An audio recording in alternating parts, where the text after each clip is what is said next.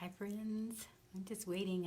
I get on here a couple minutes before the actual time, before 3 o'clock, so that it gives everybody time to receive the notification that I'm here and have time to join us. So I'm just going to sit here and wait just a minute before I get started.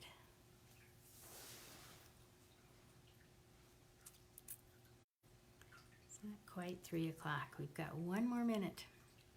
One more minute until 3 o'clock, and then I will share with you what I want to share today.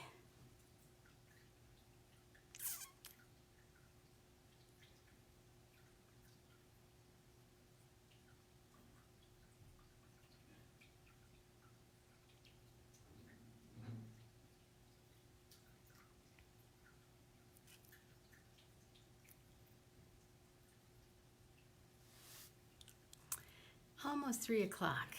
I'm just about ready to start.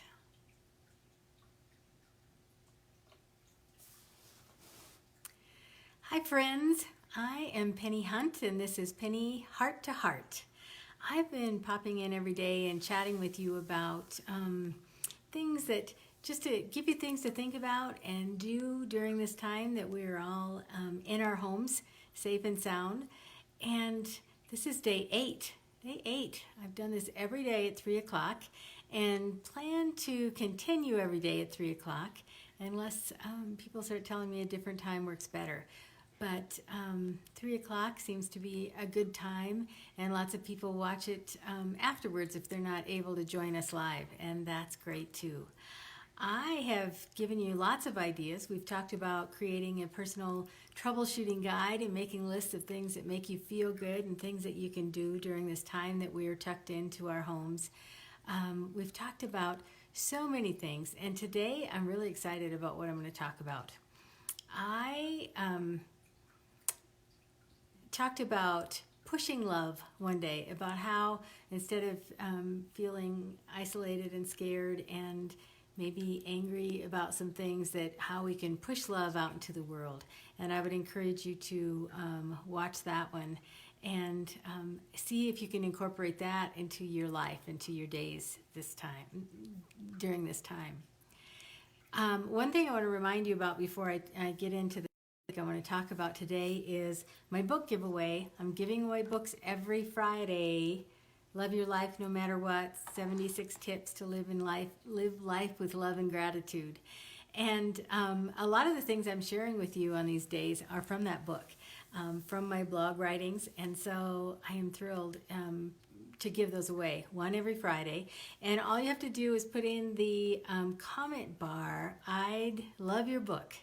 And then I know that you'd love to have my book. And out of the people that say that all week long until Friday, and I'm going to give it 2 more days just for the later people to watch it. And every Sunday I will draw a name from the names that come in on Sunday through Friday. And then I will contact the winner and get an address to mail the book to. So tomorrow I will be announcing who gets the book as of this last week as of Friday. And that's exciting for me. I may not go to the post office right away, just because we're not supposed to be going out, but I will get it mailed to you, I promise. So in the comment bar, all you do is type, I'd love your book, and then you'll be in the drawing for the week. So today I want to talk to you about a writing that I did in 2013. In 2013, it's one of my favorite writings, and it's called Everything I Want. And I want to tell you the story about why I wrote that and why it has been so powerful and so meaningful to me, and why I think it's going to be meaningful during this time in our world and for you. And that's why I'm sharing it today. Everything I Want. So that writing was spurred from a day I was having with my grandson. I call them grandma days.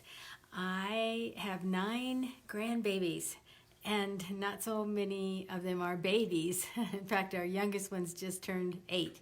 We have twins that just turned 8. Those are our youngest grandkids. But I was with their older brother, and I was taking him shopping. And hi, Lori. And so we had the whole day planned. And we started out, we like to feed ducks, and we went shopping, and we went into a department store, and I put him in the basket. He was 3. And as always, I always link the writing with this, and you'll see the picture. He was cute as a bug when he was 3, and still is. But he had that little 3-year-old chubby face and curly hair. But I had put him in the basket in this department store, and as we started to go in, I said, Dylan, what can Grandma buy for you today? And I started listing things that I could buy for him. I said, how about a book, or maybe a shirt, or we might even go down the toy aisle. And as I was listing things, he interrupted me and he said, I have everything I want. Let that sink in just a minute. I stopped my basket because I had to let it sink in that day. And I said, you have everything you want? And he realized how happy it made me that he had made that comment. He realized I was so happy that he must have said the magic words. And he said, yeah, he stood up in the cart a little bit taller, and he was very proud of himself. And he said, yeah, I have everything I want. Now, I started thinking, standing there in the department store with this little guy in my cart, what little person says they have everything they want? Usually kids want everything and more of everything. I was stunned and shamed just a little bit because I wasn't sure I would say that day. Well, we ended up shopping, and yes, we left with the football, which was my idea, not his. And we had to run home to feed my dog. My dog Yoji at the time, who has since passed, was a great friend to Dylan, and Dylan loved her. And we had to go home and feed her before we could continue on with our day. So we went home, and when we opened the door and came in, Yoji started doing the happy dance around Dylan, and Dylan started doing the happy dance around Yoji, and they were so excited to see each other. So I went into the kitchen and made her food and set it down on the floor, and I said, Yoji, come and eat. And she just ignored me because she was busy. She was so happy to see Dylan. And I said, Yoji, come over here and eat. And finally, the 3rd time I said it, Yoji, come and eat, Dylan looked at me and said, maybe she just isn't hungry. The wisdom of a 3-year-old stopped me in my tracks again, and I thought, he's absolutely right. They were so happy to see each other, and they were just living in the joy of the moment, dancing around each other, and food was the last thing on her mind. She wanted to live in that moment and be in that space and feel the love from this little boy who loved her so much and give him the love back. So I stopped, and the food didn't matter anymore. I knew she wasn't going to be hurt if she missed a meal, and just watched the joy of the happy dance as they circled around each other.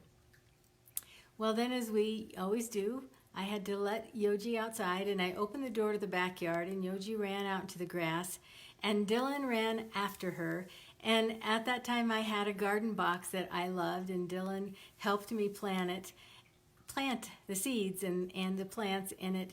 And he ran to the garden box and he said, oh, that garden is beautiful. Again, 3 strikes to my heart. I was stunned. Again, this little 3-year-old could see the beauty of a garden and the fun of watching plants grow and be so proud that he knew he had helped me plant it. And so I was just schooled that day. I learned lessons from a 3-year-old that I had never forgotten. It was 3 lessons to my heart that have been embedded there ever since, because I realized that he was just so happy to be enjoying his day with me and the things that we had planned that nothing else mattered. He was so into the moment of being there that he didn't need anything because he was surrounded by love. And when you're surrounded by love, you don't hunger for anything. He didn't need another toy. He didn't need a book. he didn't think he realized that Yoji didn't need to eat because she was in the moment too with him, and they were just surrounded by love, and he could see the beauty of a garden, the simple things. He got it. He got it, and he taught it to me that day, because then I realized that when you spend day with people, it doesn't matter about all the things that you have planned, and if the dinner is perfect, or if we're going to a movie, or what we're going to do. The whole concept is being together. And in that moment, when you're surrounded by love, you don't hunger for anything. You have everything you want. The reason I wanted to tell you this today and talk to you about this today is because I think right now we are in this space and time where we're thinking we can't get out of our house. And maybe we think that we need to go to the grocery store. And even if we do go to the grocery store, it might not have everything there that we think we want or we think we need. And so we feel maybe confined, isolated, maybe kind of trapped in our homes and can't do anything. And even for us around here, the weather is confining. We've had snow, really blizzardy kind of snow for the last couple of days, and today we have this gorgeous day of sunshine. So at least we can get out and walk and take a walk around the block or do something. I live in an area where houses are far apart from each other, and so there's a lot of walking space. But if you are in that space of feeling like you're confined and isolated, and you think, oh, I need this and I need that, and I can't get to this, and I can't get to my job, and there's a lot of things that you can't get to, and I want this and I need this, I invite you to step back and really think about, what is it that you really need? And if you are in your home with your family, with your spouse, with your kids, with your dogs, who's ever there with you, take this time and enjoy it. Say this to me: when you are surrounded by love, you don't hunger for anything. You have everything you want. So I am pretty convinced that most of us, not everyone, I think I could probably eat for a month with just what I could come up with out of my pantry. And maybe it would be creative, but I could probably do it. I could probably live without a lot of things that I do on a daily and weekly basis about running around and doing. I can live without that, because when you're surrounded by love, you have everything you want. Now, for those of you who are alone, and I know there's plenty out there that are alone, use this time to work on yourself and go inside of yourself and learn how to fall in love with yourself. We don't often get this time when we can just meditate and read and think about life and maybe journal.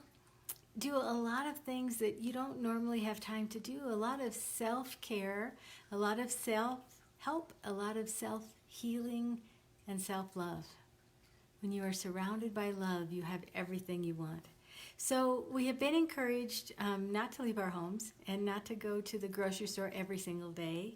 So don't look at that as a punishment or as such a chore or isolation type thing. Think of it as a gift. Think of it as a gift that you can spend time simply with yourself, with your family, with those you love, snuggling your dogs, because when you're surrounded by love, you have everything you want. The other piece of this is I would challenge you to look around in appreciation. Just like when Dylan was that little 3-year-old and he got so excited when he saw the garden and he thought it was beautiful. Try to look at things like you've never seen them before. Look at them like a little child seeing it for the first time, because we get so used to the hustle and bustle and seeing things around our home and seeing the people we love and seeing our pets and seeing our home and all of the things that we fill our home with, that we don't notice them anymore.